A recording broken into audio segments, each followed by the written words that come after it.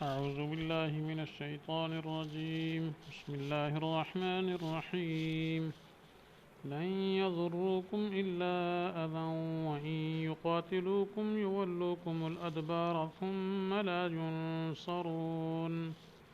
ضربت عليهم الذلة أينما ثقفوا إلا بحبل من الله وحبل من الناس وباءوا بغضب من الله وضربت عليهم المسكنة ذلك بأنهم كانوا يكفرون بآيات الله ويقتلون الأنبياء بغير حق ذلك بما عصوا وكانوا يعتدون صدق اللہ العظیم۔ ان آیات کا ترجمہ یہ ہے کہ وہ کچھ نہ بگاڑ سکیں گے تمہارا مگر ستانہ زبان کا، اور اگر تم سے لڑیں گے تو پیٹھ پھیریں گے، پھر ان کی مدد نہ ہوگی۔ ماری گئی ان پر ذلت جہاں دیکھے جائیں سوائے دستاویز اللہ کے اور دستاویز لوگوں کے، اور کمایا انہوں نے غصہ اللہ کا، اور لازم کر دی گئی ان کے اوپر حاجت مندی، یہ اس واسطے کہ وہ انکار کرتے رہے ہیں اللہ کی آیتوں سے اور قتل کرتے رہے ہیں پیغمبروں کو ناحق، یہ اس واسطے کہ نافرمانی کی انہوں نے اور حدود سے نکل گئے۔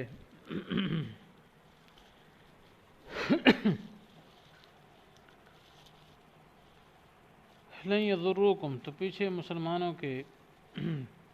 بارے میں ذکر کیا گیا تھا کہ مسلمان جو ہے یہ آخری امت، یہ خیر الامم ہے، تمام امتوں سے بہترین ہے، اور اس کی وجہ بھی بیان فرما دی گئی۔ البتہ آگے اہل کتاب کو ترغیب دی گئی تھی جی کہ منہم المؤمنون، واقع کہ مومن بھی کچھ ہیں ان میں سے، ایمان لانے ہوئے بھی ہیں، اگرچہ اکثر کیا ہیں منکر ہیں، فاسق ہیں، تو چونکہ اکثریت فاسق ہیں تو خطرہ تھا کہ مسلمانوں کو تکلیف پہنچائیں گے، تو اللہ تعالیٰ نے فرمایا لن یضروکم الا اذی، تو مسلمانوں کو یہاں تسلی دی گئی اور ان کے مقابلے میں جہاد کرنے پر آمادہ کیا جا رہا ہے کہ یہود، خاص کر یہود مدینہ جو تھے جی، ان کے بارے میں فرمایا جا رہا ہے کہ یہ تمہیں جی کبھی کوئی نقصان نہیں پہنچا سکیں گے، ہاں معمولی زبانی تکلیف دیں گے، مثلا مسلمانوں کے خلاف پروپاگنڈا کرنا، اسی طریقے سے مسلمانوں کے غیبت کرنا، بہتان ترازی کرنا، ان کو گالی گلوچ آگے پیچھے کرنا، تو یعنی زبان سے بک بک تو کرتے رہیں گے جی، یا اس طرح مسلمانوں کے خلاف سازشیں بناتے رہیں گے، لیکن کوئی بڑا نقصان نہیں کر پائیں گے۔ تو اس لیے فرمایا لن یضروکم، ہرگز تمہیں نقصان نہیں پہنچا سکیں گے مگر تھوڑی سی تکلیف۔ اذا کہتے ہیں بڑے نقصان کے مقابلے میں ہلکی سی تکلیف کو کہا جاتا ہے۔ آگے وَإِن يُقَاتِلُوكُمْ يُوَلُّوكُمُ الْأَدْبَارَ، اگر وہ لوگ تم سے لڑائی بھی کریں گے تو وہ پشت پھیر کے بھاگیں گے۔ اول تو یہ ہے کہ وہ تمہارے مقابلے میں آئیں گی نہیں، ان کو جرأت ہی نہیں ہوگی کہ مسلمانوں کے مقابلے میں نکلیں، اور اگر کبھی کوئی آ بھی گئے کسی کے اکسانے پر اور کسی کے جرأت دلانے پر تو پھر بھی جم نہیں سکیں گے، پشت پھیر کے بھاگیں گے، مسلمانوں کا مقابلہ نہیں کر پائیں گے۔ ثم لا ينصرون، پھر یہ ہے کہ اور کوئی مددگار آ جائے وہ بھی نہیں ہوگا، یعنی دوسرے عرب قبائل ہو گئے یا منافقین دوسرے جو ان کے ساتھ یہودیوں کے ساتھ میں بیٹھے رہتے ہیں، ملے رہتے ہیں، گپیں مانگتے ہیں اور ان کے بنے رہتے ہیں، تو موقع پر نہ منافقین ساتھ دیں گے نہ مشرکین عرب میں سے کوئی تمہارا ساتھ دے گا۔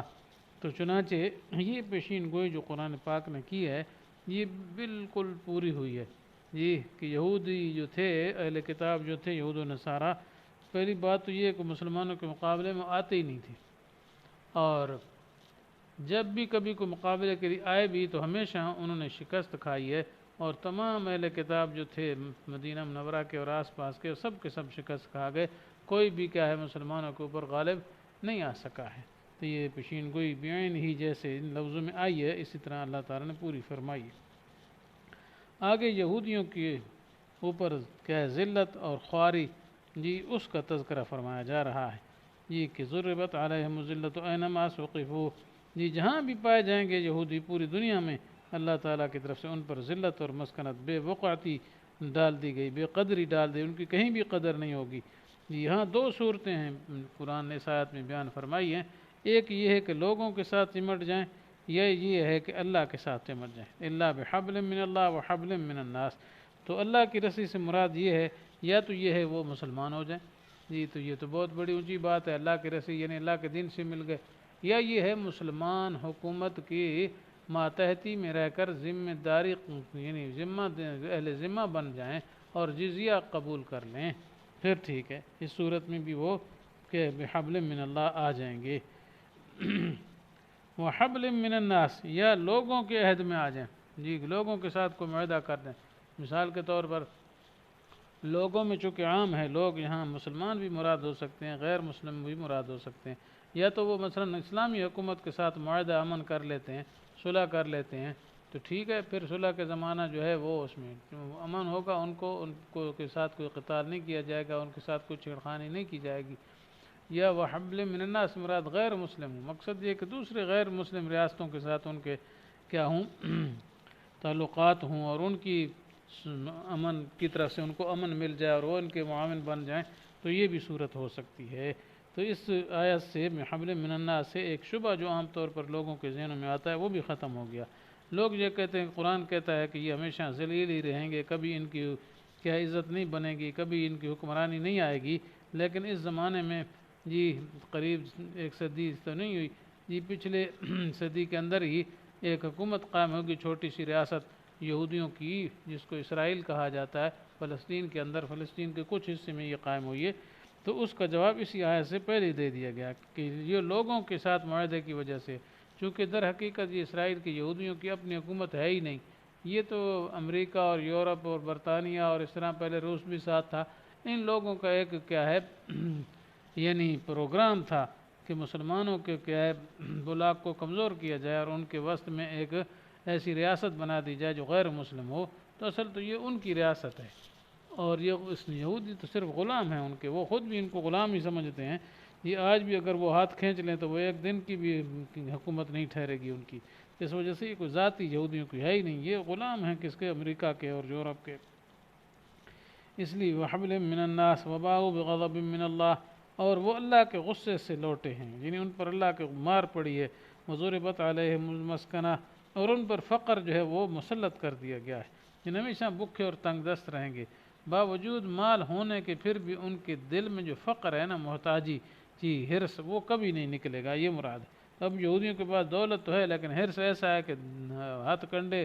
جی دن بدن جو ہے وہ ان کے بڑھ رہے ہیں، اور لوگوں کے مال بٹورنے کے لیے قسم قسم کی چیزیں ایجاد کر رہے ہیں جی، اور مقصود صرف مال ہی ہے، تو گویا وہ مال کا حرص اور مال کی لالچ جو ہے وہ ختم نہیں ہوئی، تو یہی مسکنت ہوتی ہے، بذات خود تو مال کو کھایا نہیں جاتا ہے۔ ذالک بانہم کانوا، آگے اسباب بیان فرما دیے کہ یہ یہودیوں پر ذلت کیوں مسلط کی گئی، اس کی کیا وجہ ہے، تو فرمایا ذالک بانہم کانوا یکفرون بآیات اللہ، کہ اللہ کی آیات کا کفر کرتے تھے، انبیاء کو ناحق قتل کرتے تھے، تو گویا اللہ کی آیات کا انکار کرنا جی یہ غضب کا اور ذلت کا سبب ہے، اور دوسرا انبیاء کو قتل کرنا، پھر آگے بغیر حق کا لفظ آ رہا ہے، انبیاء کا قتل کرنا کوئی حق تو ہوتا ہی نہیں ہے، تو پھر بغیر حق کا لفظ یہاں کیوں آ گیا، تو اس کا جواب یہ ہے کہ یعنی خود یہودی بھی سمجھتے تھے کہ ہم ناحق کر رہے ہیں،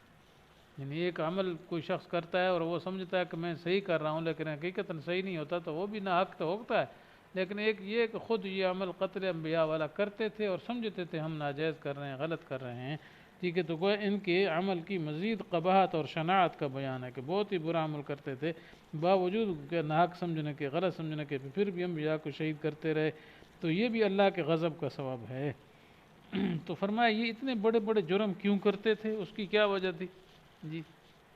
یعنی اتنا بڑا جرم کہ اللہ کی آیات کا انکار کر دینا اور اللہ کے نبی جو اعلیٰ ہستیاں ہیں کائنات میں ان کو شہید کر ڈالنا، اتنا بڑا جرم، تو اس کی وجہ فرمائی ذالک بانہم ذالک بما عصوا وکانوا یعتدون، کہ اس کی وجہ یہ ہے کہ وہ پہلے ہی نافرمان تھے اور حدوں سے بڑھ جایا کرتے تھے، یعنی اللہ کے احکام کو پہلے ہی وہ توڑتے تھے، اللہ کے حدود کو پہلے بھی وہ توڑتے تھے جی، اللہ تعالیٰ کی نافرمانی کیا کرتے تھے، تو مطلب یہ اس وجہ سے پھر اس سے بڑے بڑے گناہوں پر بھی آگے آمادہ ہو گئے، تو گویا ایک گناہ جو ہے نا دوسرے گناہ کا ذریعہ بن گیا۔ تو پہلے یہ نافرمان سے حدوں سے کراس کرنے والے تھے، تو پھر انبیاء کو قتل کر دیا، اس طریقے سے اللہ کی آیات کا بھی انکار کر دیا، تو یہ ان کے اللہ تعالیٰ کے غصے کا سبب بن گیا۔ جی تو یہ یہودیوں کی حالت کو بیان کیا گیا ہے، پھر اس کے بعد اگلی آیت میں کچھ آ رہا ہے، وہ انشاءاللہ اگلے درس میں ہوگا۔ جی تو اللہ تعالیٰ سے دعا ہے کہ اللہ تعالیٰ ہمیں ان یہودیوں کے ان احوال سے عبرت حاصل کرنے کی توفیق نصیب فرمائے۔ اور اس وقت جو ہے جو غیر مسلم طاقتیں یہود و نصارہ اور اس طریقے سے اور مشرک مسلمانوں کے خلاف جو ہے وہ اکٹھے ہو رہے ہیں اور مسلمانوں کو ختم کرنے کے درپے ہیں، اللہ تعالیٰ ان کے شر سے مسلمانوں کو محفوظ رکھے اور مسلمانوں کو آپس میں اتحاد اور اتفاق نصیب فرمائے اور مسلمانوں کو صحیح دین کی طرف آنے کی توفیق نصیب فرمائے اور یہودیوں کی اس طرز عمل سے نافرمانی سے اس سے محفوظ فرمائے۔ آمین۔ وآخر دعوانا ان الحمد للہ رب العالمین۔